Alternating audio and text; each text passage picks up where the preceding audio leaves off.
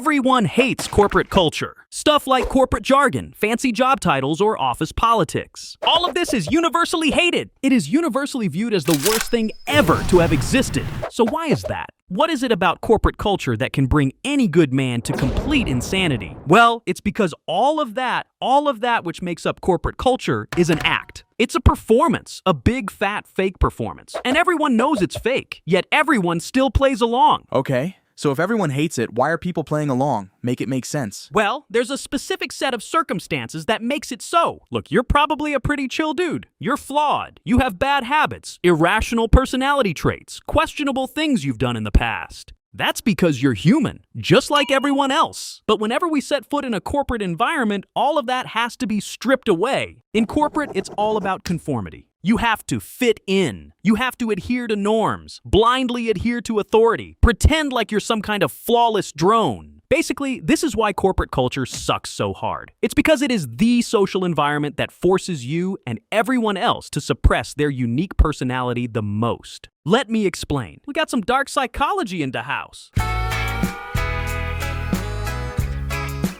Look, my main man, Irving Goffman, wrote a book in 1959 about dramaturgy. His argument was that all social life is basically a performance. We're all actors, playing different roles depending on the audience. You could say, we put on different masks in different environments. You're always yourself. You just choose different sides of you to display. Bro said every social environment has two sides. A front stage, which is the performance, the managed, curated version of yourself the audience sees. And a backstage. That's who you really are, when no one's judging you. Think about it, pal. When you're chilling with your unemployed buddies, you're likely backstage. You don't have to play a character. You can just drop the most unhinged takes known to man and get away with it. The type of stuff that would normally get you canceled, debanked, and probably imprisoned. But when you're out and about, you can't do that. You have to polish how you come across, unless you're that dude who sleeps outside my building. When you're on a first date, for instance, you pretend at least a little bit. You're still you. You're just the version of you who always keeps a clean apartment and who showers more than once a week. I see. I display different me's in different environments? Exactly. And this brings us to corporate culture. When you're in a corporate environment, the front stage bull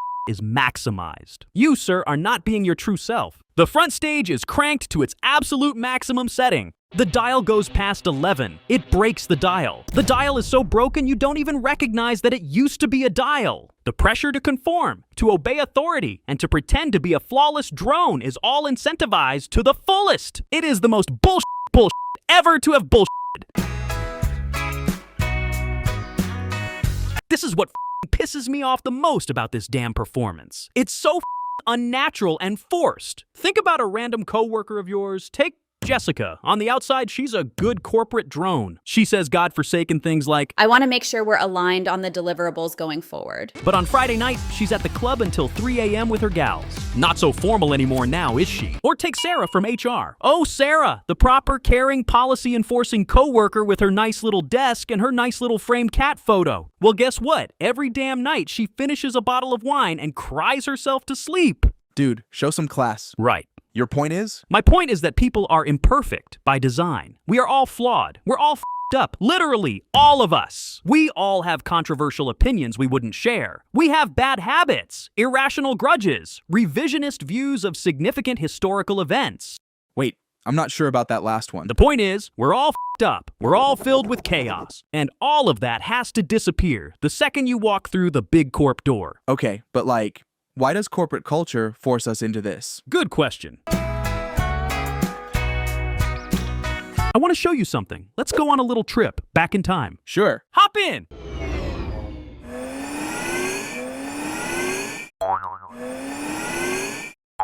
We're here. Look, this is how humans lived up until about 10,000 years ago, like hunters and gatherers. You had Tom the fire guy, Larry the incompetent middle caveman, and of course, some guy who just does absolutely nothing. It's like you just can't get away from dudes like that. There was usually one guy at the top, the alpha male. And I don't mean alpha male as an Instagram influencer selling you courses. I mean actual alpha males. This bro got himself the most food, the best spot by the fire, and everyone else organized themselves underneath him based on how useful they were. If you were strong, you moved up. If you were weak, you shut the hell up. This is all an oversimplification, but you get the idea. And if there was one thing you never ever did, it was to challenge the alpha directly. The one thing that kept these groups together was fear. constant, low-level fear. Fear of what? Fear of being cast out, of losing your spot. Basically, you needed the group to survive, so you kept your head down, you conformed, you stayed loyal. Didn't matter if you felt like it or not. Those who were weak were the ones left out in the cold.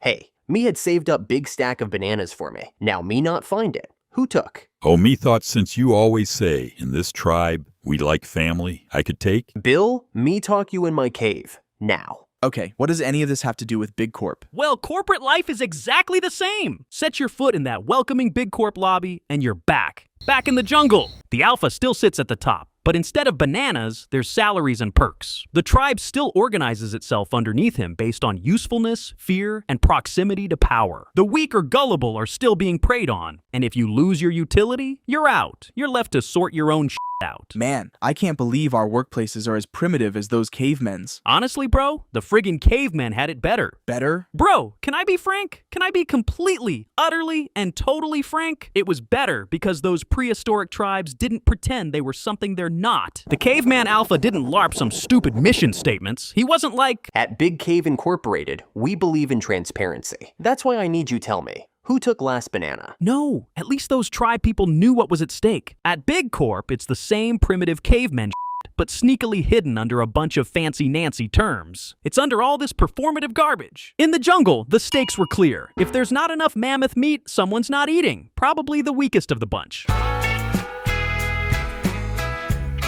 So yeah, we're basically cavemen in suits, only we have to deal with bullshit theater. Look, the most glaringly obvious way to illustrate the it's all theater hypothesis is through corporate jargon, you know? The bullshit corporate speak everyone at work participates in. Words like synergy, alignment, circle back, crap shit like that. Corporate jargon basically removes all human emotion and replaces it with a sanitized, sterilized, HR-compatible version of language. Using it is the epitome of putting on a mask. Why? Because when the mask is off, no one has ever used the phrase circle back. This is basically what George Orwell brilliantly referred to as newspeak. I didn't know you read. Well, I'm an avid reader. George Orwell is probably one of my all-time favorite authors.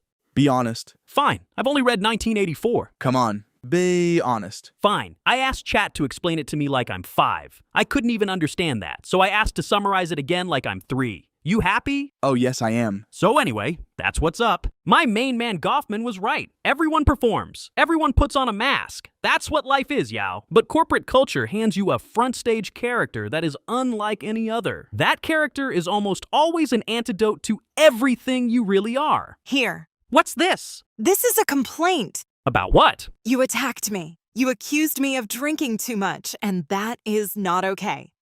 Oh, I thought that was just, like... Yeah, your actions have consequences, cringe. You can't just go around making fun of everyone. Those comments stick. People don't forget them. Okay, shut the f*** up. I get it. Damn.